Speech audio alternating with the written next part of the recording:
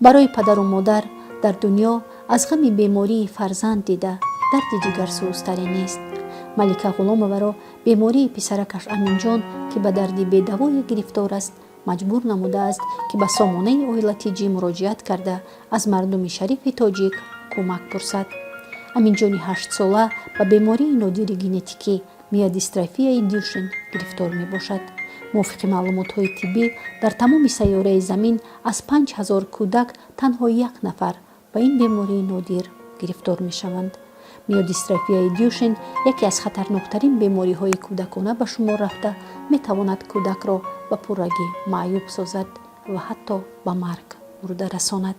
роҳи ягонаи пешгирӣ кардани оқибатҳои нохуши ин бемории хавфнок гузаронидани сӯзандории нодире мебошад ки 3 миллиону 200 000 доллари амрикоӣ арзиш дорад. аммо малика ғуломова ва шавҳараш имконияти харидорӣ кардани ин дорӯи гаронбаҳоро надоранд. Ассалому алайкум. Ман Ғуломова Малика, сокини шаҳри Душанбе, кӯчаи Деҳлавӣ. Писарчаам Шарифзода аминҷон. Ман модари 4 фарзанд ҳастам.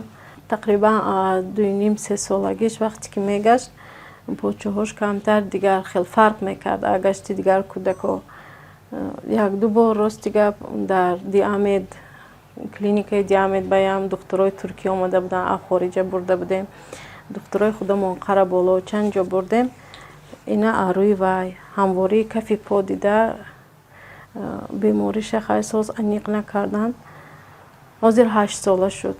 умуман баъд шуд дар раҳ вақти гаштанаш меафтидагӣ шуд, бисёр меафтидагӣ шуд. вақти аз дарс омада рафтан пиёда мегард роҳ гаштанаш почаҳом дард мекунад, бисёр монда мешавам, гашта наметавонам мегуфт. аз ҷои вақти бархостан дар ҷои нишасташ замин намеқапад ва бадани худашро такя карда зонуҳоша қапида баланд мешавад. яъне ки бе кӯмаки дигар кас аллакай гаштанашу хестану шиштанаш душвор шудааст. 2025 моҳи январ буд.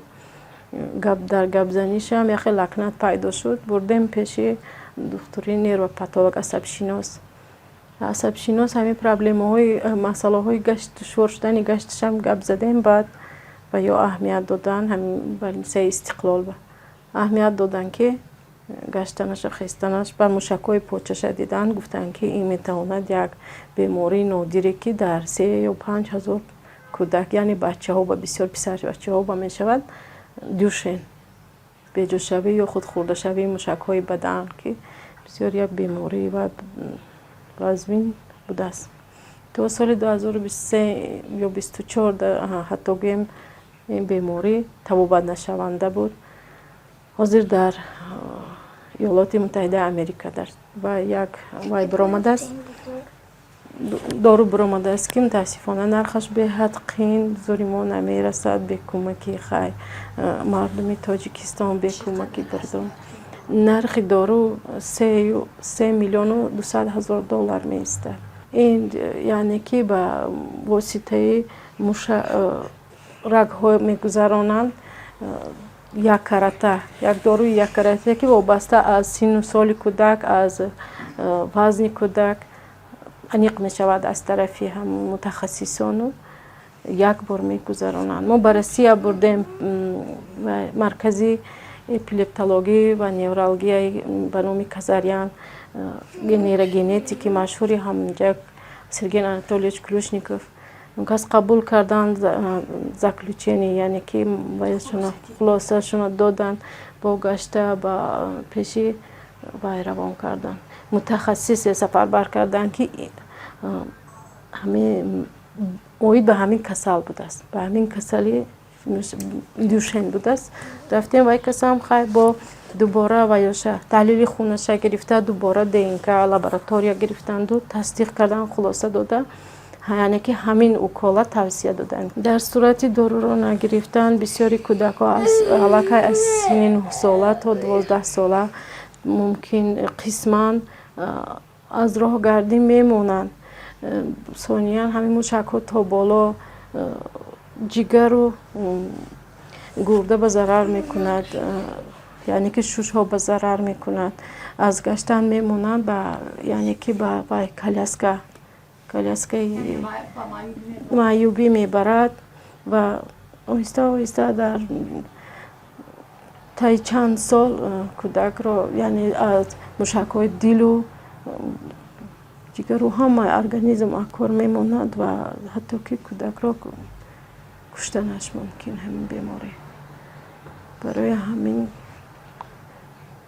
امیدواریم که مردم تاجیکستان، مردم اپا و خواهرها، اکا و دادرها به طرف نمیستند و انشاءالله با کمک خداوند و برادرای تاجیک ها هم وطنمون انشاءالله که پسرچه هم امین جانو نجات میدهیم.